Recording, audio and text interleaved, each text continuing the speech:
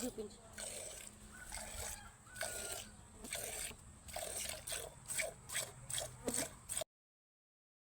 Full video డిస్క్రిప్షన్లో ఇచ్చాను, please go and watch it and like, share, subscribe and below comment friends. Bye.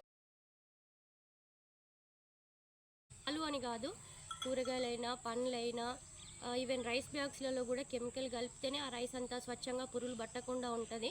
So ఏదైనా కూడా ఇట్లా న్యాచురల్గా ఏది దొరికితే అది తీసుకోండి. మెయిన్గా బయట ఫుడ్ అయితే అస్సలు అలో చేయకండి. పిల్లలకి నాన్ వెజ్ అయితే అసలు ఎంత ఎఫెక్ట్ అవుతుందంటే చిన్నపిల్లలకి, మెయిన్గా లేడీస్కి ఒక 5 ఇయర్స్ నుంచి 10 ఇయర్స్ 15 ఇయర్స్ ఆడపిల్లలకి మెయిన్గా నాన్ వెజ్ వల్ల ఎంత ఎఫెక్ట్ అవుతుందంటే అవి మాటలో చెప్పలేని అన్ని ప్రాబ్లమ్స్ వస్తున్నాయి ఆడపిల్లలకి. సో సాధ్యమైనంత వరకు చికెన్ కానీ మటన్ కానీ బయట ఏది దొరికితే అది అవాయిడ్ చేయండి. ఇంట్లో ఏది దొరికితే అది మనం ఇంట్లో ఓన్గా ప్రిపేర్ చేసుకొని తినే ఫుడ్కే ఎక్కువ ప్రిఫరెన్స్ ఇవ్వండి. తప్పితే ఈ హడావిడి బిజీ లైఫ్లో పని మీద పడి సంపాదించాలని హెల్త్ని నెగ్లెక్ట్ చేస్తున్నారు, ఫుడ్ని నెగ్లెక్ట్ చేస్తున్నారు. అసలు కావాల్సింది మెయిన్గా సంపాదన అంటే ఆరోగ్య సంపద మెయిన్ ఇంపార్టెంట్. ఆస్తులు పాస్తులు ఏవి కాదు. ఆరోగ్యం ఉంటే ఏదైనా మనం లైఫ్లో సాధించడానికి ఆస్కారం ఎక్కువ ఉంటుంది. కాబట్టి సో నేను చెప్పదలుచుకున్న విషయం ఒకటే, దయచేసి అందరికీ చేతులెత్తి మొక్కుతున్నాను. మెయిన్గా నెక్స్ట్ వచ్చే జనరేషన్కి అయితే చాలా ఇంపార్టెంట్ హెల్దీ ఫుడ్ ఇవ్వడము.